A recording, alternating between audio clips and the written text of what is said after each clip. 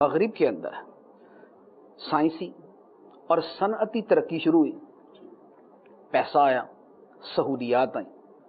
पैसा और सहूलियात जब आती हैं तो उसके साथ ख्वाहिशात नफ्स पूरी करने का तकाजा भी बढ़ जाता है।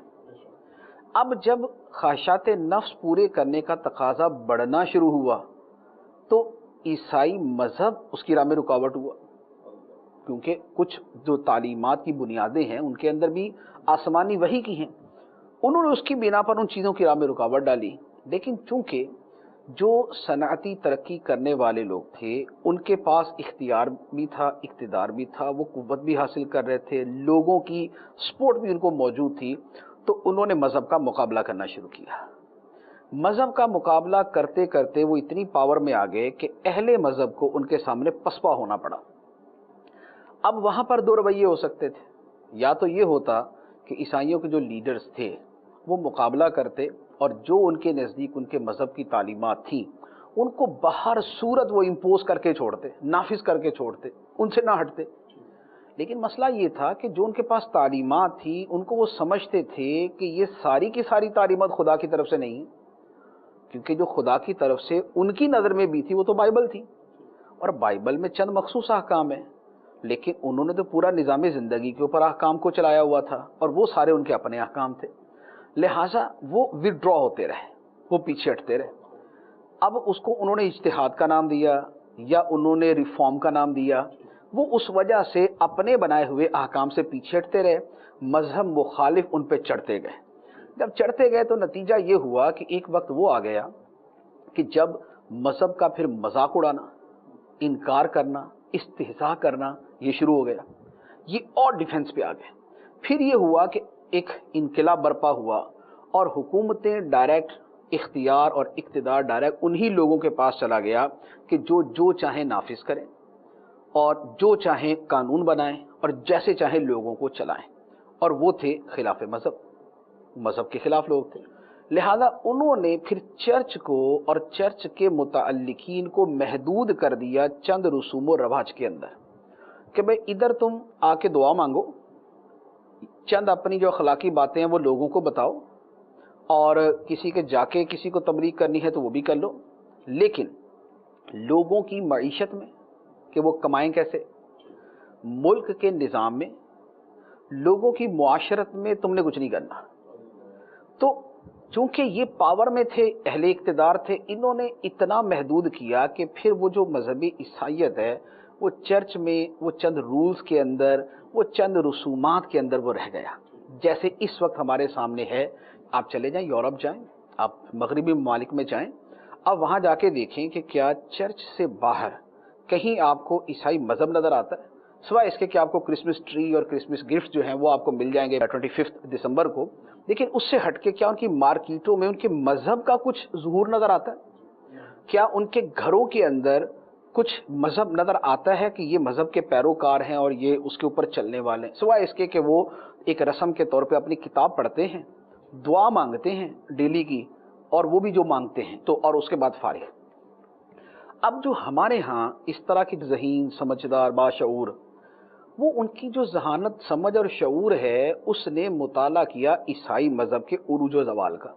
फिर अगर उन्होंने ईसाई मज़हब का मुताला किया तो उसके मुताले से भी सामने आया कि भाई इसमें दुआएं हैं, इसमें कुछ रसूम हैं, इसमें खुदा से ताल्लुक़ के चंद तरीके बयान किए गए हैं, लेकिन मईशत कैसे चलेगी, ताजिर कारोबार कैसे करेगा, मुआशरत कैसे चलेगी, ज़िंदगी कैसे गुजारनी है, ओवरऑल जो एक इंसान के मामलात और मुआशरत की ज़िंदगी है वो कैसे गुजरनी है, उसके बारे में तालीमात नहीं। तो अब ये जो दानिश्वर और बाशऊर लोग कहलाते हैं, इन्होंने कहा कि यार इस्लाम भी तो उसी तरह मज़हब है, इसके अंदर भी जैसे ईसाई मज़हब को दबा दिया गया ऐसे इनको भी दबा दिया जाए, और इनको भी महदूद किया जाए कि भाई मस्जिदों से बाहर नहीं निकलना, मज़हब सारा मस्जिद में होगा या आपके घर में होगा। इनफिरादी मज़हब, दीन इंसान का इनफिरादी फेल है, इसका इज्तिमाइयत से कोई ताल्लुक़ नहीं। आप यही जुमला सुनते हैं, आप यही जुमला सुनते हैं कि मज़हब इंसान का इनफिरादी फेल है, इज्तिमाई मुआशरे के लिए मज़हब नहीं।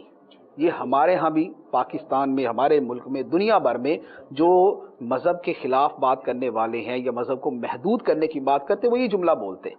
تو وہ جو عیسائیت کی پسپائی ان کے سامنے آئی، وہ وہی والی اسلام کے متعلق بھی چاہتے ہیں کہ اسلام نمازیں ہوں، روزے ہوں، زکوٰۃ ہو، حج ہو، ذکر ہو، تلاوت ہو، لیکن مرد عورت آپس میں کھلم کھلا نہ مل سکے، اس میں نہ اسلام بات کرے۔ ہم سود نہ کھائیں، اس پہ نہ اسلام بات کرے۔ ہم گانے باجے نہ سنیں کہ جو انسان میں شہوت بھڑکاتے ہیں اور بدکاری کی طرف لے کے جاتے ہیں، یہ جو ہماری لذات ہیں، اسلام ان کو نہ کچھ چھیڑے۔ ہمارے کاروبار کے طریقوں کے اندر ہم باہمی ایگریمنٹ سے جو کرنا چاہیں وہ کر لیں، اسلام نہ اس کے اندر آئے۔ تو وہ جو مذہب کو ایک انسان کے گھر اور اس کی مسجد تک محدود کرنے کی بات ہے، وہ اصل میں اس کے پیچھے عیسائیت کی یہ تاریخ ہوتی ہے، جس کی وجہ سے مسلمانوں کے بارے میں یہ کہا جاتا ہے، اسلام کے بارے میں یہ کہا جاتا ہے۔ لیکن فرق کیا؟ فرق یہ کہ اہل مذہب کو، دینداروں کو، علماء کو، فقہا کو، ان کو دبانے کی تو ہمیشہ سے کوشش ہوتی رہی، لیکن ان کا رویہ وہ نہیں تھا اور نہ ہے جو وہاں ہوا۔ یہ نہ آج تک پسپا ہوئے نہ آئندہ ہوں گے۔ لا یخافون لومۃ لائم، کسی ملامت کرنے والے کی ملامت کی پرواہ نہیں۔ ہمیں ہمارے دین نے پہلے دن بتا دیا، کلمۃ حق عند سلطان جائر، حق کلمہ بولنا ہے ظالم بادشاہ کے سامنے بھی۔